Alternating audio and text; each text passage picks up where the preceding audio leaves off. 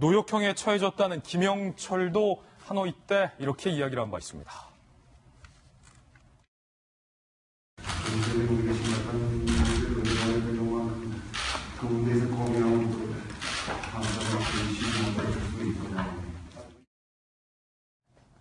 방금 보신 장면 옆에 바로 김영철 옆에 김성애가 앉아 있었는데 김성애의 이야기도 들어보시죠. 한 말씀 해주시죠. 오늘 회담 잘 될 것 같습니까? 회담 잘하셨습니까? 한 말씀 해주시죠. 김성애 실장님.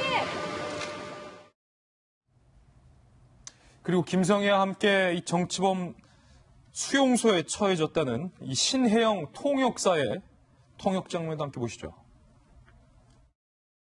적절하긴 있다고 생각합니다. Well, it's too early to tell. 예단하진 않겠습니다.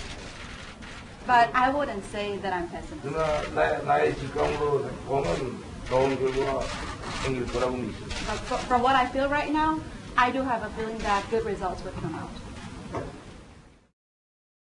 지금 보면은 김영주 의원님, 지금 사실은 이 공산주의 국가, 사회주의 국가에 대해서 연구를 많이 하셨잖아요. 통역부터 대미 특별팀을 이끌고 있는 김영철, 김혁철까지 머리부터 끝까지, 그러니까 탑부터 바텀까지 싹 다 숙청했다는 거예요? 지금 이 사건을 어떻게 보면 되느냐 하면 그동안의 대미와 관련해서 북한 내부에서 두 개의 팀이 있다고 봅니다. 하나는 통전부 라인이고 하나는 외무성 라인 팀입니다.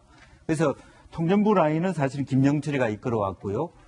외무성 라인은 리영호가 이끌어왔는데 거기에서 극명하게 두 사람의 운명이 달립니다. 김혁철과 김영철은 아주 극단적인 어떤 그 죄를 범하게 되고 이 사람들은 희망적이고 긍정적으로 미국에 대해서 얘기를 했다는 것이고 외무성 라인의 이용호 같은 경우는 사실은 평양 외대를 나왔고 또 최선희도 마찬가지. 지금 최선희는 오히려 승진했거든요. 부상에서 제일 부상으로 왔습니다. 이 사람 두 사람들은 전통적인 외무성 관료들입니다. 이 사람들은 최선희도 실제적으로 미국 파트로 중심에서 일했는데 이분들은 말하자면 이 사람들은 그 신중해야 된다라고 끝까지 얘기한 거예요. 말하자면 미국에서 보면 볼턴과 폼페이오처럼 매파와 비둘기파가 있었는데 결과적으로 이번 김정은의 사태는 비둘기파를 처단하면서 자기의 정치적 위기를 극복하는 공산주의 국가에서는 말하자면 중국도 마찬가지입니다. 베이징파와 상해파, 공천단파를 두는 이유는 자기 정권이 위기에 있었을 때 그 팀들을 처단함으로써 다른 대안을 심는 거거든요.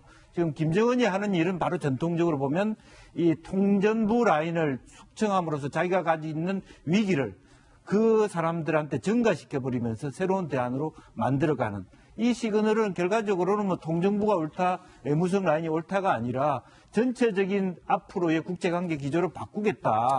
그런 시그널이기 때문에 굉장히 우리 정부로서는 굉장히 심각한 고민을 해야 될 지점에 와 있다. 그렇게 봐야 됩니다. 우리 정부로서는 상당히 우려스러울 만한 일이 벌어진 거다라는 건데 미국과 대화해야 된다.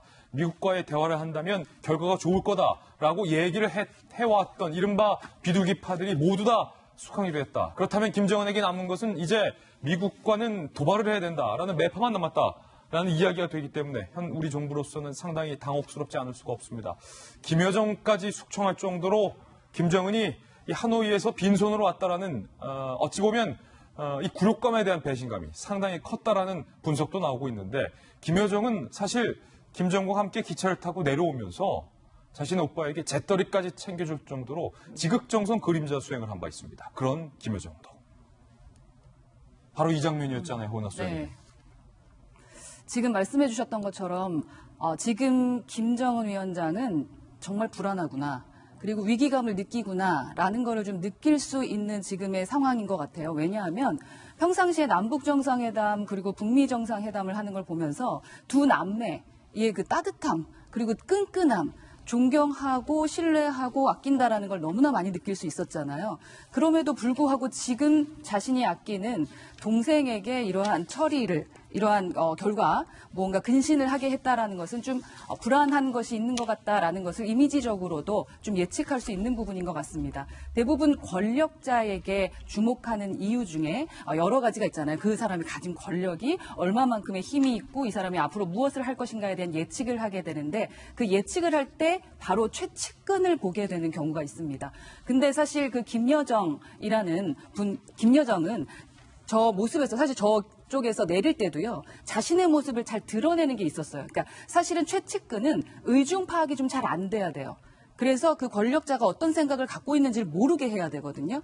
그런데 김여정은 사실 여러 가지로 드러나는 면이 상당히 많았어요. 뭐 어떻게 말하면 튀는 행동도 많았고, 권력자보다는 본인이 가끔씩은 더 많이 튀어서 사실 언론에 많이 노출됐었던 것들이 있었잖아요. 그런 걸 보면서도 그런 걸 그대로 이제 두었잖아요. 그게 정말 신기했었거든요. 그래서 그만큼의 신뢰감이 있구나라고 느꼈는데 역시나 권력자 옆에서 그 최측근이 너무나 튀거나 또한 본인의 의중이 그래서 권력자의 의중이 드러날 수 있을 법한 무언가의 행동들, 저런 행동들을 하는 것은 예측한 것이 드러나기 때문에 상당히 위험한 행동이다.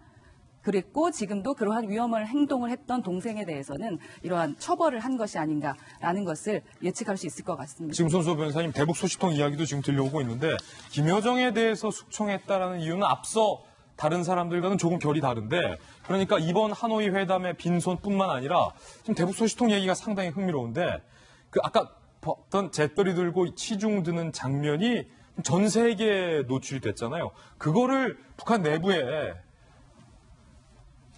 이런 여론이 있었다는 거예요.